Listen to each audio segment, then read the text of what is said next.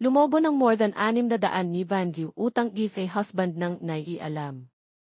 Hi, I just wanna share with you what I'm going through right now. Medyo mahaba-haba ito. And please be kind with your comments since I'm really down right now kaya ako napa-confess. I am Trish, 38, happily married for 0 years with SV husband Steve, 37. We have 2 kids. I work in the government and Steve works in the private sector. Since we got married last 2015, we were okay financially. Hindi kami mayaman but we could afford travels and lavish parties for our kids, pinag-ipunan at pinaghahandaan ng matagal. Steve has been a very good provider for us, he provides all our needs. Ako naman, my salary goes to part ng bill sa bahay and extra stuffs like mga needs ng mga bata, clothes, shoes, etc. Hindi na ako humihingi kay Steve, even his stuff sa akin lahat, yon galing and kusang loob ko yon ibigay. Basically, we were okay with our setup na hindi siya magre-remit sa akin ng sweldo niya, basta na po-provide niya yung mga allotted gastusin niya sa bahay, grocery, kuryente, part sa sweldo ng yaya. Tuition ng isa kid dahil isa pa lang nag-aaral that time. Hindi ko siya inobliga na mag-remit sa akin dahil gusto ko magkaroon siya ng freedom sa sweldo niya since before tumutulong pa siya sa parents niya, both seniors. Ang thinking ko, ayoko maging toxic wife since meron naman akong sarili kong pera. Fast forward to last November 2024, dun ko nalaman na lubog siya sa utang. Nalubog siya sa online lending apps. Hindi niya winaldas, sadyang nagkamali siya sa itapal-tapal system. Walang tatlog fee party, wala ring sugal na involved. Lumobo ang utang niya ng more than 600 ni. Wala siyang sinabi sa akin na gipit na siya o kailangan niya ng tulong sa mga gastusin sa bahay. Nangutang siya sa mga DV at tinago niya sa akin ng ilang buwan.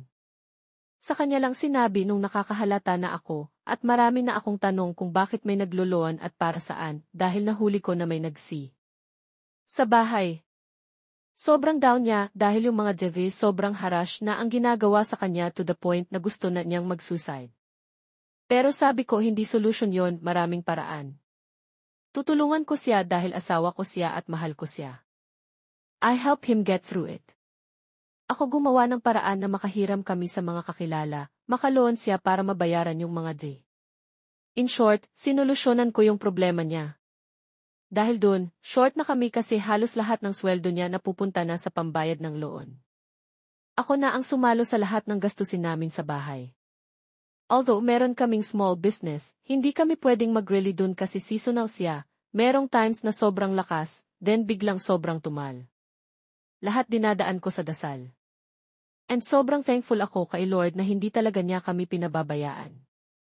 But then, ang problema ko, sa sobrang strong independent woman ko, at masyado yata akong magaling magdala ng aming financial problem, akala ni Steve okay ako. Na okay lang na ako lahat ang sumalo sa mga gastusin. Masyado na siyang naging komportable na ako yung nagpo-provide, na hindi na siya naghahanap ng paraan para magkaroon ng extra income at makatulong sa akin. Ilang beses na namin pinag-aatwayan kapag sinasabihan ko siya na maghanap ng other source of income maliban sa trabaho niya kasi kailangan namin ng pera. 2 na rin yung anak naming nag-aaral at sobrang daming activities na minsan hindi ko na alam paano ko ipoprovide dahil sa akin din lahat ng gastusin sa bahay. Lately, ang bigat na sa part ko to the point na napilitan ako maghanap ng part-time job para ma-meet ko ang mga gastusin namin. Nag-work ako sa office from 8 to 5, then magpa-part-time job pa ako from 5 to 8. Ang lungkot ko na hindi ko nakikita kay Steve yung effort na makabangon or makabawi sa nangyari sa kanya, and yung desire na makapag-provide ulit sa pamilya tulad ng dati. Sobrang namimiss ko yung dati na mala prinsesa niya ako. Na may gift ako kada birthday, Valentine, anniversary, Christmas, Mother's Day. To the point na iiyak pa siya kung wala siyang maibigay. Pero ngayon parang wala na lang. Pero please don't judge Steve. He is a good husband to me. Dito sa bahay maaasahan siya, acts of service ang love language niya, at wala akong masabi sa kanya sa pagiging ama sa mga anak namin. Sobrang hands-on niya sa mga bata at halos lahat ng oras niya para sa pamilya lang namin. Yun lang, as e-provider, okay naman siya dati. Iniisip ko masyado siyang natrauma sa mga nangyari sa kanya sa mga DV, kaya nawalaan siya ng drive. Nakakapag-isip naman siya ng mga extra income pero hanggang isip lang, wala sa gawa. Ilang beses ko na siyang tinri kausapin, nagsasuggest din ako ng mga posible side hustles, pero wala akong makitang desire talaga.